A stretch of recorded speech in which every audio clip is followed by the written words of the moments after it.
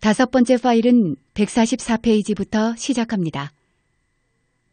2장 동서양 고전 속에서 본 부처의 성품. 괴테 파우스트와 동양 고전. 인류가 이 세상에 태어난 이래 많은 사람들이 살다 갔다. 우리만 이 땅을 밟고 살아가고 있는 것이 아니다. 그 중에는 성인들도 출연하셔서 종교를 세울 수 있는 근인을 두고 가셨다. 우리가 성현에게 마음이 가는 까닭은 그들이 나와 똑같은 사람으로서 표본이 되어주고 가셨다는 데에 있다. 그들은 모든 사람 속에 바탕하고 있는 진리의 성질인 인간 본성, 신성, 불성을 깨달아 성인마다 그 이름을 달리해 보여주었다. 그들이 깨달은 성품을 우리가 경험하고 있지 않지만 그들의 말을 맞이해 보면 아, 그럴 것 같구나, 옳은 말씀이구나 하고 그들의 말 아래 나를 허락하게 되는 마음이 들어 내가 그들에게 가까이 가게 된다. 이렇게 믿음이 일어나 그들이 만든 종교에 발을 딛는다. 대부분의 종교인들은 그렇게 시작한다고 본다. 그러나 꼭 이런 성인들이 아니더라도 나라마다 사람이 살아오면서 지혜의 경험이 묻어있는 것들 속에 나와 가깝게 닿는 말들도 있다. 그것은 그 나라 사람들이 쓰고 있는 속담이나 역사 속에 전해져 보여주기도 한다. 그 말을 들여다보면 우리에게 다가오는 그 방향이 성인들이 보여준 것과 같이 한 것들이 많다. 우리나라에서 보면 심청전 같은 것이 그것이다. 공양미 300석의 몸을 인당수에 던져 바치는 그 정성은 하늘을 움직인다. 그리고 아버지의 눈을 뜨게 한다. 아니다. 사람은 누구나 그 정성이 다하는 곳에는 스스로 밝아져 있는 지혜가 마음에서 눈뜨고 나온다. 이 눈이 뜨이면 자아가 떨어져 나가 버린다. 그녀 안에 있는 마음의 눈이 열린다. 그녀의 효심이 진리에 닿은 것이다. 이 효의 마음이 한 여인을 지나 나오는 거룩하고 성스러움이다. 그리고 이조시대 춘향도 그렇다. 그녀 안에 품고 있는 사랑을 지키는 지조는 청순하고 숭고하다. 이 사랑 또한 신성이 있는 곳에서 나오는 것이다. 권력이 묻은 사또의 야욕은 춘향의 높은 지조를 흩뜨리지 못한다. 숭고한 사랑이 있는 곳은 신이 있는 곳이기 때문이다. 이곳엔 인간의 미혹이 떨어져 나가 있다. 지혜가 야욕을 보고 있는 곳이다. 인간의 본질에서 온 사랑은 그 성질이 항상 그렇다. 다만 그런 일을 심청이나 춘향이라는 두 여인을 통해 내보여준 것이다. 고전이 담고 있는 풍요로운 이런 이야기는 다시 들어도 우리에게 안온함을 준다. 사람 마음 바탕에 우리는 누구나 이런 덕성과 지혜가 있지만 현대 문명 속에 묻혀 사느라 우리는 들어도 가물가물하다. 심청과 춘향이 살고 있는 시대는 종교 또한 더 돋보였다. 사람들이 순수해서 이런 속담이 먼저인가 성인의 것이 먼저인가 서로 섞여 종교 안에서 서로 어우러져 같이 숨쉬고 있었다. 요즘 종교는 종교인 스스로가 부처나 옛 성인들에게 닿아 있는 것이 멀어져 있다고 본다. 성인의 사랑과 지혜는 요즘 종교 속에는 가물가물하다. 대부분의 종교는 성인들의 그림자만 지키고 있는 것이 현금의 종교이다. 그 집단 속에 꼴로만 남아있는 것이 현실이다. 성직자가 그 종교의 성인의 얼굴을 대신하고 있지만 요즘은 그들을 통하여 성인의 그것을 만나는 것은 거의 꺼져가는 등불이다. 그렇지만 그들과는 상관없이 사람 바탕에 누구나 진리의 성질이 항상 안 떠나고 있다. 다만 믿는 이에게만 그것이 지금도 가능하다. 특히나 불교는 부처의 씨앗이 사람으로부터 시작하는 종교이니 말이다. 우리나라에는 심청, 춘향이라는 인물이지만 서구 유럽의 고전 속에도 그들만의 살아 숨쉬고 있는 얼이 전해진 것이 있다. 그것 중 하나가 괴테 파우스트에 담아져 있다. 괴테가 독일에 태어나기 전 15, 16세기, 즉 지금부터 5, 600년 전 우리나라는 이조시대일 때이다. 괴테는 파우스트를 통하여 인간의 내면 세계를 끄집어내 그쪽 사람들의 깊은 정신 속에 숨어있는 도덕의 향기를 토해낸다. 그리고 그가 보는 삶이 옛 파우스트에 덧붙여져 사람 사는 이야기로 엮여져 나오고 있다. 괴테는 그런 영감을 성경에서 얻는다. 괴테의 탁월한 시심은 심도 깊은 묘를 품고 나온 파우스트, 고전을 탄생시킨다. 마치 이광수가 불교로부터 영감을 얻고 신라의 원효를 현대로 끌고 와 원효대사라는 긴 소설을 엮은 일과 같다. 소설로만 보면 괴테 한 사람의 문학 영역 안에서 봐버리기 쉽다. 그쪽 사람들의 사는 이야기들이지만 동양에 있는 도와 닿는 이야기가 많다. 작품을 쓰는 데만 57년이 걸렸다고 한 이 파우스트는 괴테가 본 삶은 언어를 달리하는 불교의 그것과 비슷해 동서양의 문화를 더 가까이 만나게 한다. 글 속에는 마왕이 자주 나오고 천사들 이야기도 자주 나온다. 그들은 진리를 이렇게 표현한다. 그는 알 수 없는 그 무엇에서 오는 힘을 진리, 신 또는 사랑이란 말로 그려낸다. 마왕, 염라대왕을 만난 파우스트. 작품 속에서 어느 날 파우스트 박사는 학교 졸업식 송별회에서 명강의를 마치고 큰 환영을 받으며 집으로 돌아가는 길에 여자같이 생긴 한 청년이 문을 의지하고 멀거니 박사를 바라보고 있는 것을 본다. 청년은 분명히 웃으며 박사에게 미소를 던지고 있었다. 그러나 그 웃음에는 인간을 따뜻하게 하는 온정이라고는 조금도 보이지 않았다. 그 웃음을 마주치기만 하면 그대로 돌이 되어버리는 것이 아닌가 라는 생각이 들 만큼 차가운 웃음이었다. 미친 듯이 열광하는 학생들 가운데 섞인 이 청년의 태도가 너무 조용한 것이 이상하게 보였다. 박사는 저도 모르게 그에게 물었다. 내 이름은?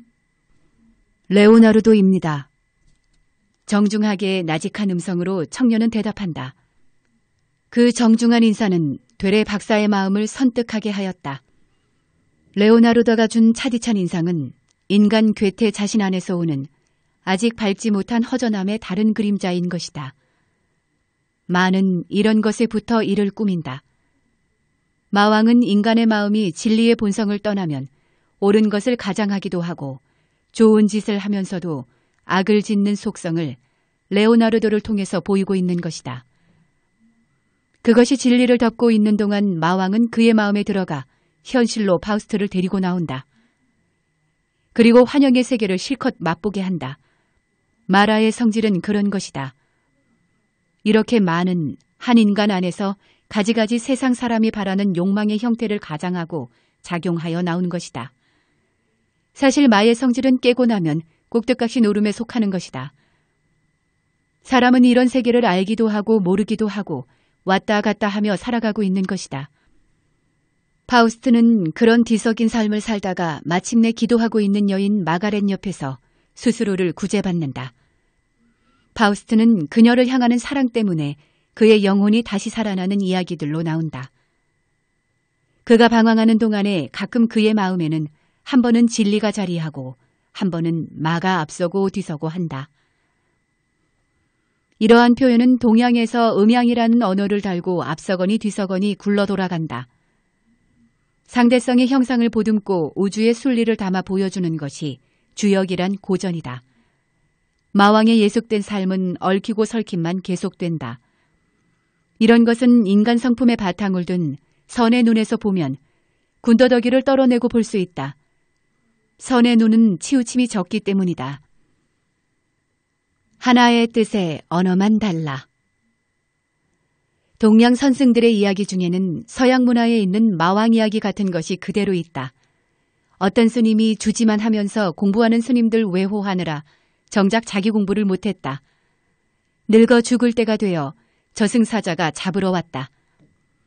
곧 죽을 때가 되어 염라대왕이 보낸 사자가 와서 갑시다 하니 수행승은 내가 그동안 선방 스님들 외호하고 절 짓는 일만 하다가 공부를 못했습니다.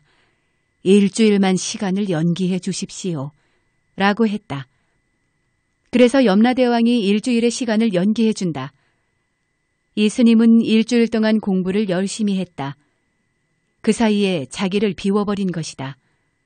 저쪽 언어를 빌면 마음이 가난해져 버렸다. 아무것도 가지고 있지 않는 곳에 이른 것이다. 곧 저쪽 언어의 가난한 마음은 선문답에 나오는 가난이란 말이 바로 어울린다.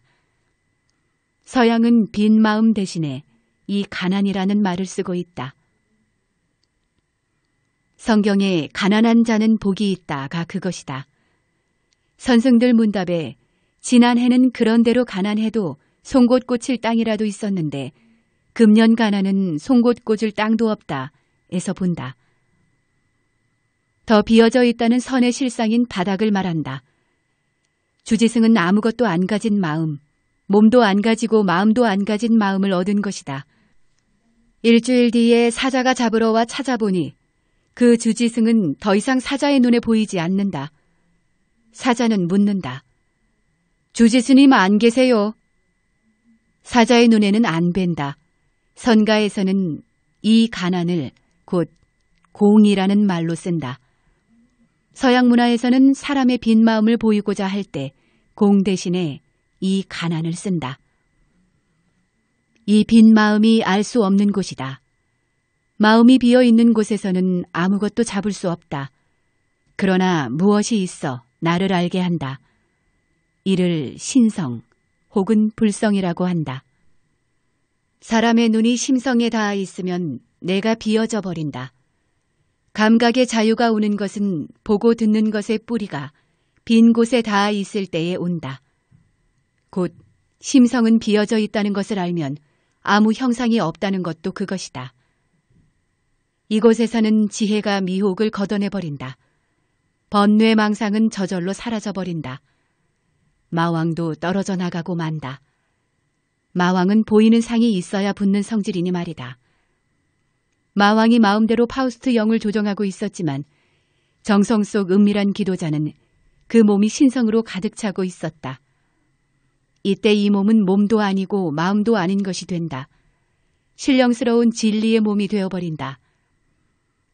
몸과 마음이 아닌 곳에서는 죄 또한 붙을 데가 없다. 죄는 마음이 일으킨 뒤 인과가 가져다준 결과물이다. 인이 없는 곳은 마왕도 서 있을 곳이 없다. 마왕도 그 찾는 눈을 잃는다. 곧 불교에서 사람의 본성품에는 본시 죄가 없다는 죄무자성종심기가 이를 두고 한 말이다. 새벽을 만난 파우스트. 어느 때인가 파우스트가 대학에 가게 될 무렵 누군가는 신학을 배울 것을 권한 적이 있었다. 그는 말한다. 신학은 독이 없어서 맛이 없다. 이 말에는 괴테의 눈이 있다. 괴테가 보기에 신학은 착한 것이 좋아 종교인이 되기 위해 하는 공부로 좋은 것만 구하는 자들이라는 것이다.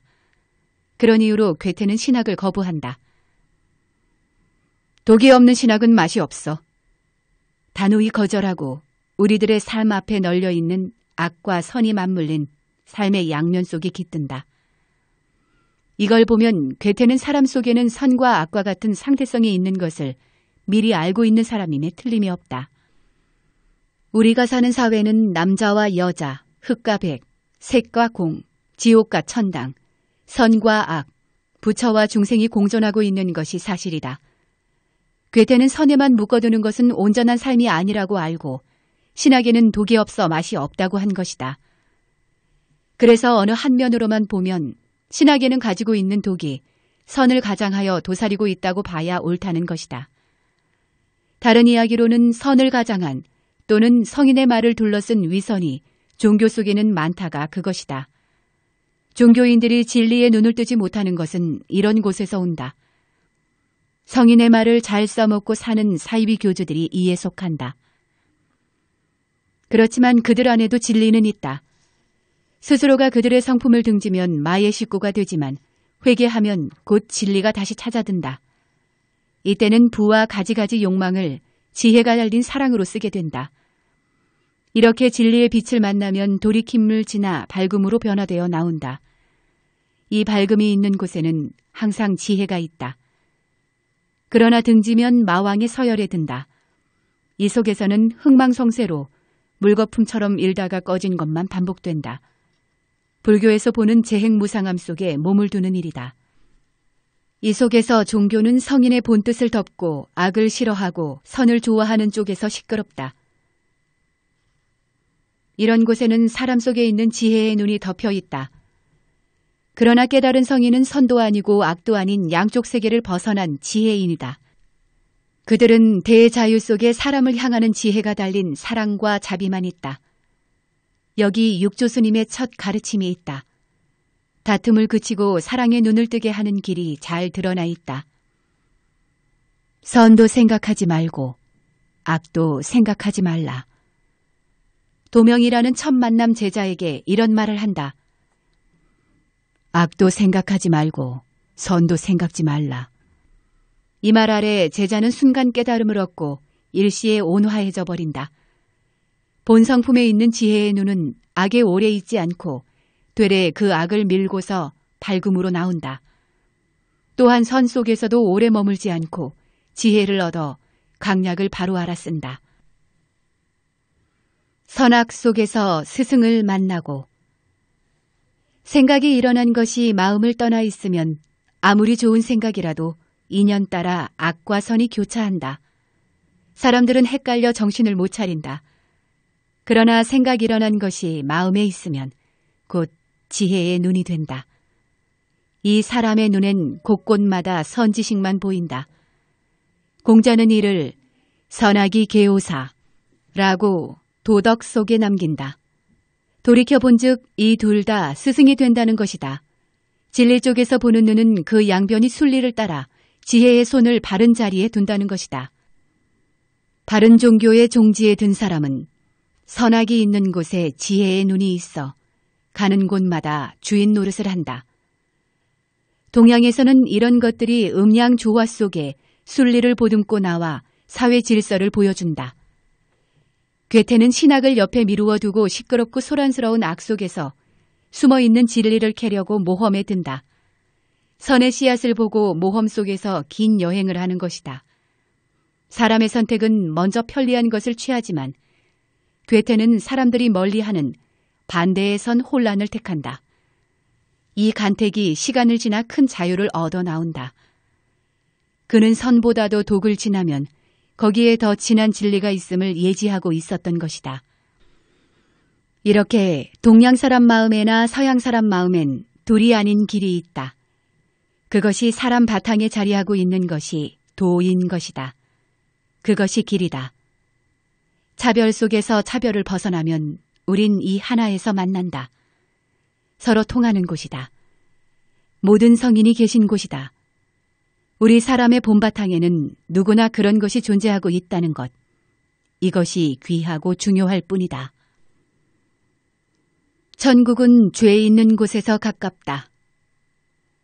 독은 사람이 미혹 속에 있을 때 어리석음이 만든 헛것이다. 나는 항상 진리에 닿아 있는 존재이다.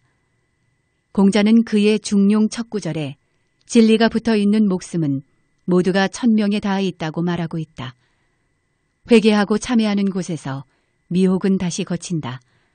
살아있는 진리가 텅 빈 하늘에 묘한 눈만 뜨고 있다. 예수는 말한다. 천국이 가까이에 있으니 회개하라. 천국은 미혹이 만든 악에서 가장 가까이에 있다. 독의 뿌리가 빈 것이라는 것을 알아 그치면 신이 숨쉬고 있는 것을 만난다. 다툼이 없다. 그곳이 천국인 것이다. 사람들은 괴테의 작품을 소설로만 생각하지만 그는 우리 세상에서 일어나는 윤회, 즉 생존 경쟁 속에서의 흥망성쇠를 잘 보여주는 서양인 구도자의 길을 펼쳐 보인다. 괴테는 인간 세상에서 일어나는 것들을 불교가 보여주는 무상의 현장을 서양의 언어로 말한다. 그의 글 중에는 바다를 메우고 땅을 만드는 일, 금으로 된 화폐를 종이돈으로 바꾸는 일 등 양쪽 다 사람 사는 이야기들 속에 복을 짓고 건설하고 무너지고 하는 세상살이를 곳곳에서 보여준다. 불교는 서양인에게도 깨달음의 씨앗이 있다고 보는 눈을 갖고 있는 종교이다. 괴테 안에도 불교적인 눈이 충분히 있다는 것이다.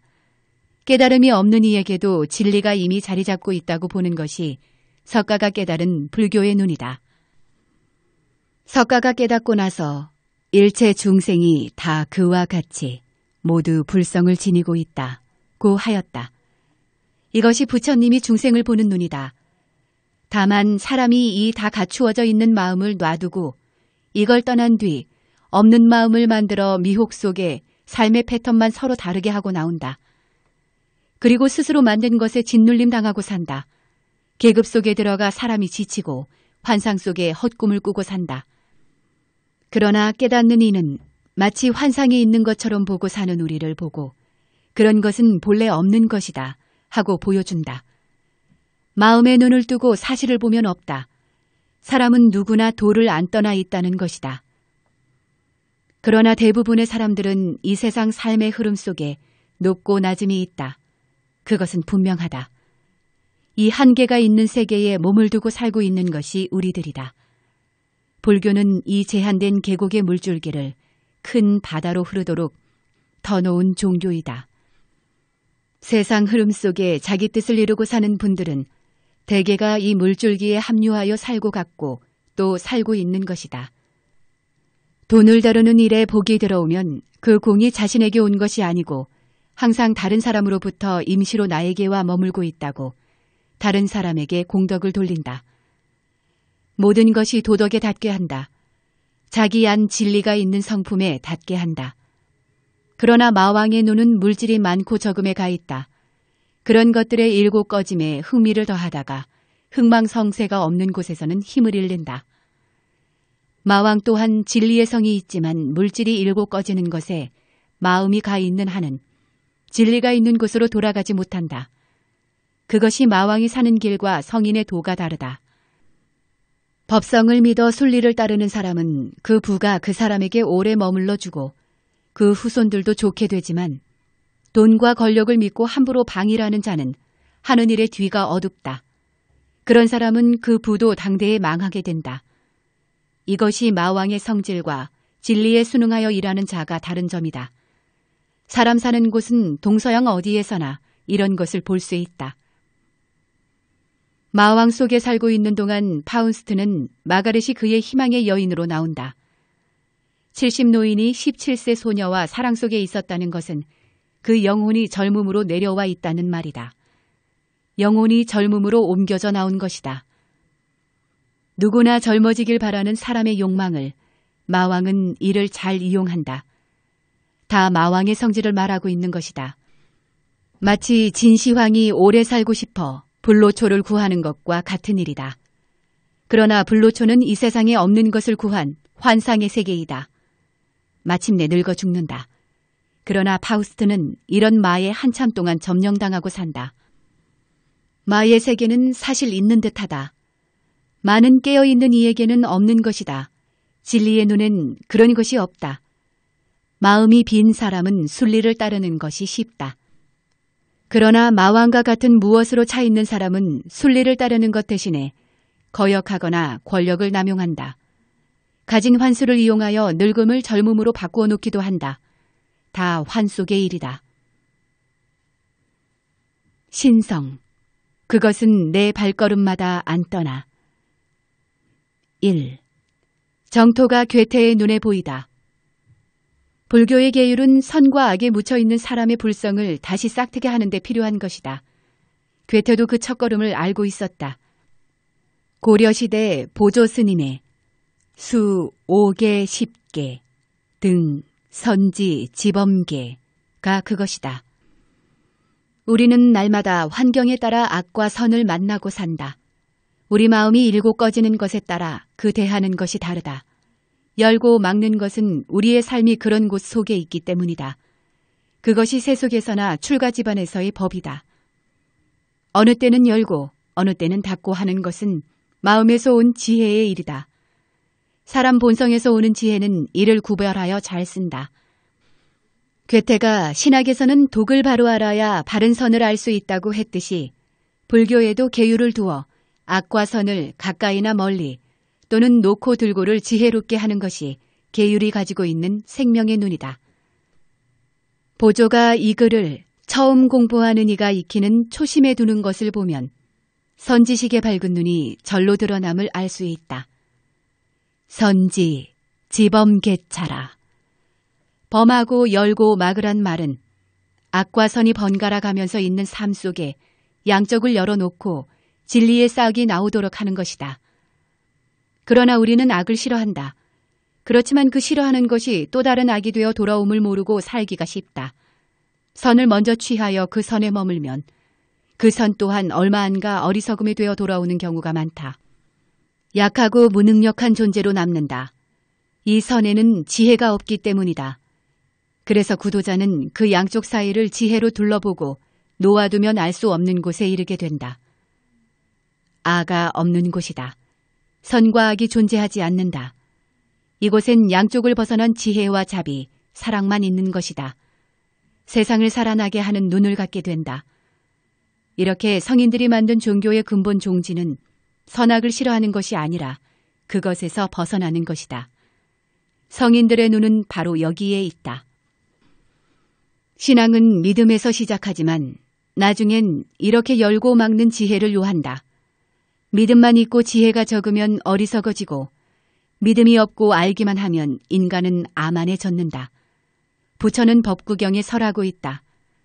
진리는 믿음 속에 알고 아는 것 속에 믿음이 있어 깨끗한 것과 더러운 것을 벗어난다. 싫은 마음, 좋은 마음이 사람을 구속한다. 진리의 손발인 자유를 막는다.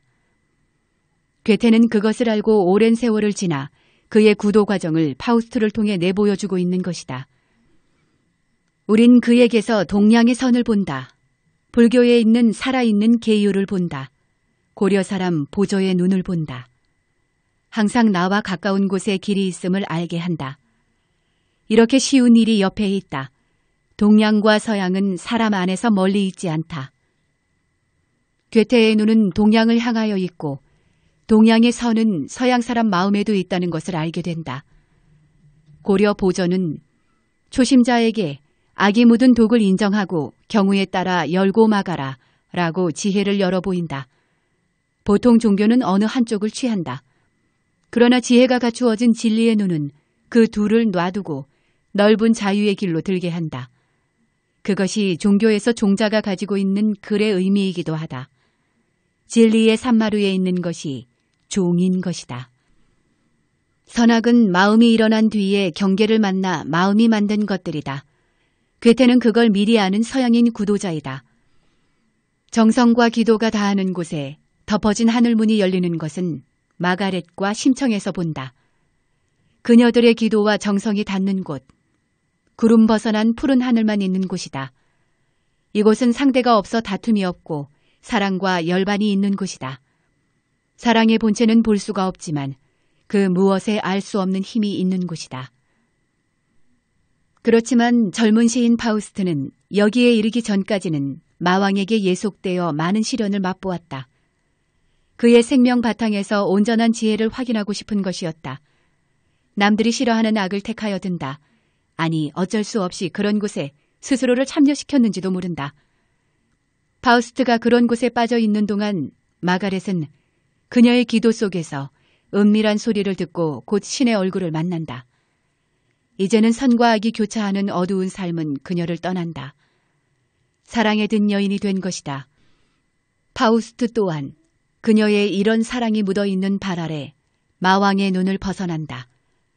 이제는 마왕도 괴테를 찾는데 형상이 없는 곳에 있는 파우스트를 보지 못한다. 만날 수가 없는 곳이다. 알 수 없는 힘 속에 파우스트의 몸이 든 것이다. 생명만 펄펄 살아 숨쉬는 곳, 진리만 있는 곳. 2. 예수가 말하는 은밀한 곳이 신의 눈, 바로 여기. 마왕과 황제의 회개는 이 알 수 없는 힘 앞에서 시작된다. 형상이 없는 진리 속에서는 파우스트가 보이지 않는 곳, 불교로 보면 번뇌가 소진되는 곳에 돌아간 것이다. 귀의 불이 이것이다. 마왕 마음대로 할 수 있는 일이 끝난 곳, 바로 여기이다. 하늘에 닿아 있는 사람의 근본성은 선에 속하지도 않고 악에 속하지도 않는 것이다. 이걸 공자는 천명에 닿아 있다고 한다. 사람은 누구나 이곳에 닿기만 하면 양면으로부터 자유가 된다. 악과 선으로부터 벗어난다. 뉘우침 속에 무거운 짐은 없다. 선악마저 놓아지는 곳이니. 이렇게 본성으로 돌아가 있는 사람은 죄가 없다. 이곳이 부처가 살고 있는 곳이다. 다툼이 없는 곳. 그의 눈은 대하는 곳마다 주인이 되어 어느 쪽도 버리지 않고 쓰는 진리의 손과 발이 된다.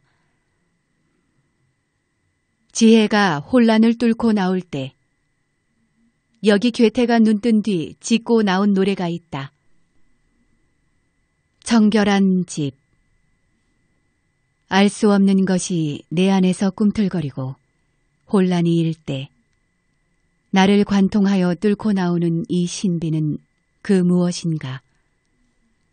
사랑이 나의 존재를 점령하려고 하네. 오 마가렛이여, 여기 너의 발 아래에 내가 지금 있어요. 이렇게 무릎을 꿇고.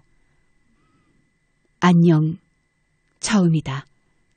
순결하고 순수하여라. 안녕, 순결하고 순수하여라. 분명하구나. 이런 일이 나에게 오다니. 때묻지 않은 신성한 영혼, 나를 휘감싸고 있네. 오막살이 집, 이 작은 몸에 가난한 마음이 드니 풍요로움만 있네. 진리가 충만한 오막살이 작은 집, 이 몸이 그 집이네. 살아 숨쉬는 이 행복, 싱싱하네. 얼마나 많은 풍요로움인가.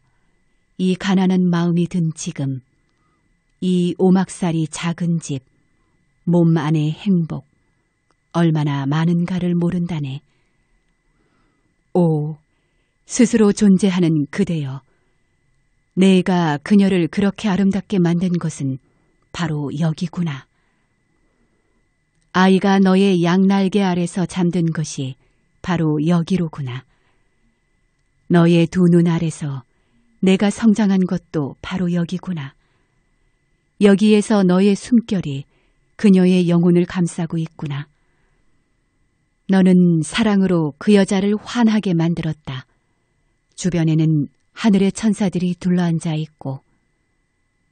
바로 여기구나. 그렇다. 바로 여기. 에스달라 오이, 에스달라. 순결하고 순수하여라. 안녕, 순결하고 순수하여라. 분명하구나. 싱싱하고 살아있는 존재가 숨쉬고 있는 이곳이구나. 안녕, 순결하고 순수하여라. 그렇다. 사실 신은 지금 이 순간에 있지만 진리의 체성으로 있는 이름일 뿐, 도 또한 그 작용을 나타낸 이름인 것이다. 도는 내가 알고 모르고 하는 곳에 있지 않다. 그냥 내가 앉고 서고 하는 곳에 존재하고 있는 것이다. 다만 사람이 스스로 그것을 멀리하고 있을 뿐이다. 이 세상은 음과 양이 교차하는 곳에 이 몸을 두고 있다. 어느 쪽으로 집착하는, 즉 미혹에 들고 옳고 그름, 나쁘고 좋은 것에 합류하고 만다. 그리고 일고 꺼지는 일만 반복한다. 사람은 이쪽 아니면 저쪽에 들어가 있다. 도를 잃은 탓이다. 그래서 스스로 그 안에 있는 진리를 등진다. 마왕은 내가 만든 것. 만든 자가 사라지면 모든 것은 헛것인 것이다. 구름 벗어난 푸른 하늘 드러나 마음이 빈 곳. 마왕은 붙을 곳이 없네. 온 세상이 밝다. 눈에 보이는 것, 귀에 들리는 것, 진리 아닌 것이 없네. 모든 제약이 멸해지니 정토가 드러나고 이 땅이 곧 그 땅이네. 정성이 지극한 곳에 하늘문 열리고 마음에 가린 것 없는 곳. 가난한 마음속 풍요로움만 있네.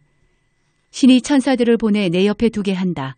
심청이 정성 속에 깃든 것, 마가렛 기도 속 신령스러운 마음이여.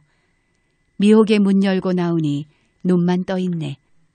성경은 논두둑, 밭두둑에서 은밀하게 기도하는 자, 신은 응답한다. 가 그것이다. 정성이 다한 곳에 탐진치가 녹아 빈집이 되고 오관 육군 뿔이 비어 마음만 드러났네. 바람 불고 새소리 있는 곳, 시냇물 소리 또한 도 아닌 것이 없어. 청정하고 순결한 눈, 만상이 살아 숨을 쉬네. 이를 예수의 십자가 저 넘어서 본다. 그의 눈이 진리, 곧 신에 닿아 있을 때 십자가에서 온 고통 놓아둘 수 있었고 그의 마음 가난 속에 들어 몸만 십자가 틀에 사랑과 용서로 남는다. 육신의 고통 놓아버려 진리의 빛 되었네. 우리들은 그의 죽음을 종교 속에서 왜곡하고 있지는 않은가?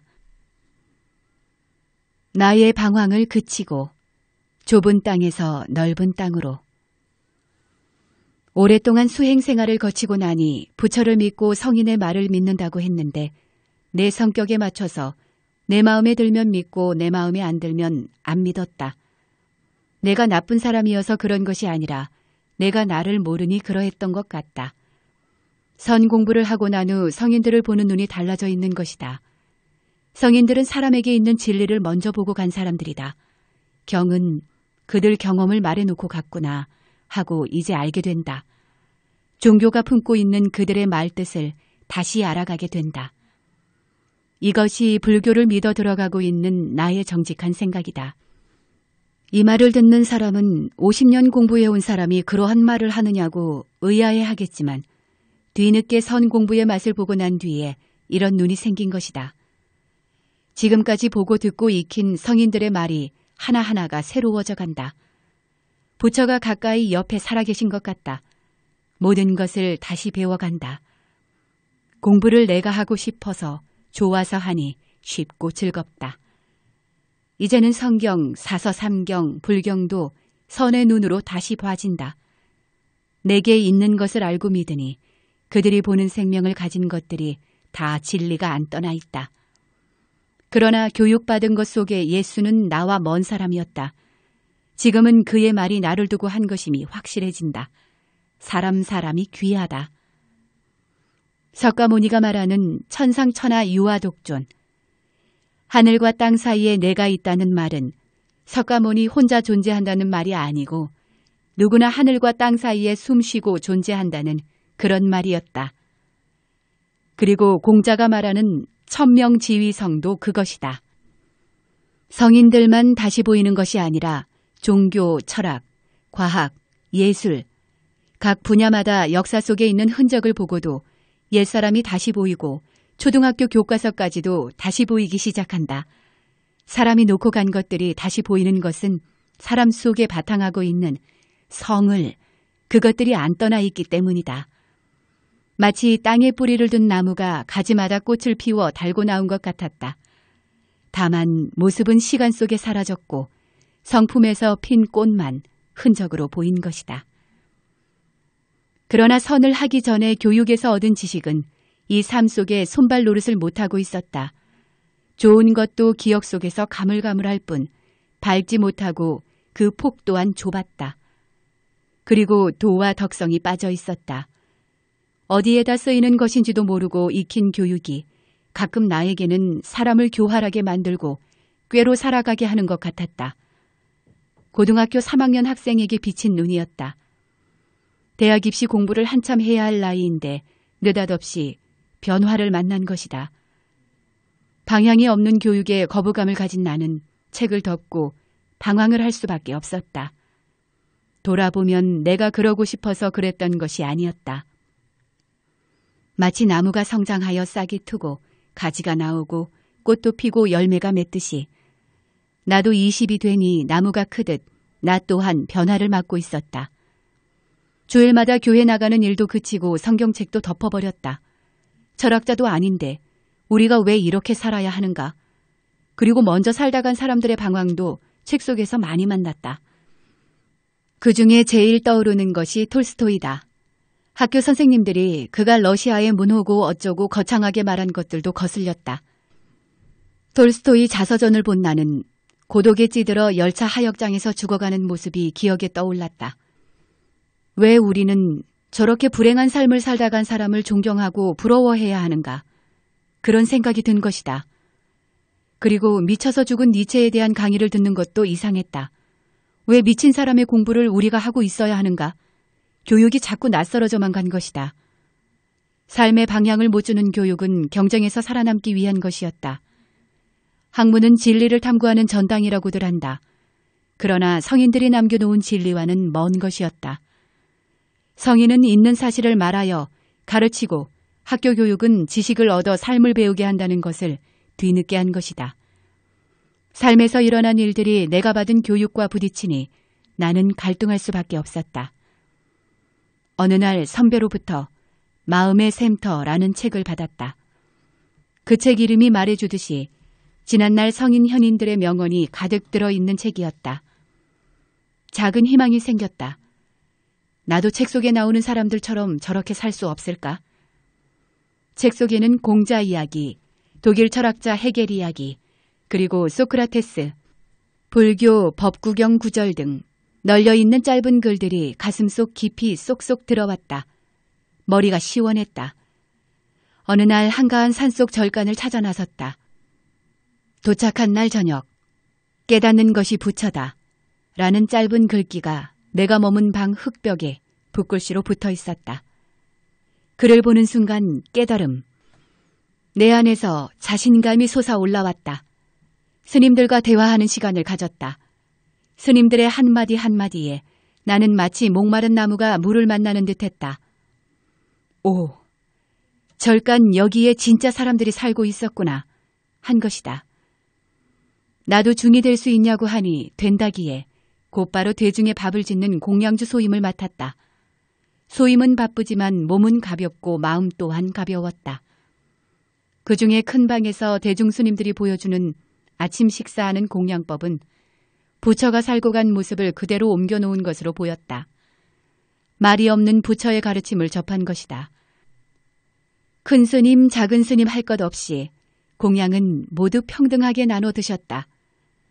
어른 밥그릇도 밑에 사람이 씻는 게 아니라 큰 스님도 자기 밥그릇을 자기가 씻고 작은 스님도 자기 밥그릇을 자기가 씻었다. 이걸 본 나는 이렇게 평등한 곳이 있는가 하고 불법의 평등성을 보고 부처가 더 위대하게 보였다. 나에게 큰 깨달음은 나중 일이었다. 새 속에서 익힌 습이 저절로 놓아지니 내 몸이 저절로 불법에 젖어든 것이다. 누룽지만 먹어도 살이 찌고 얼굴은 뽀송뽀송했다. 법구경에 잠 안 오는 자에게는 밤은 길어라 라는 글귀도 놓아지고 잠도 잘 왔다.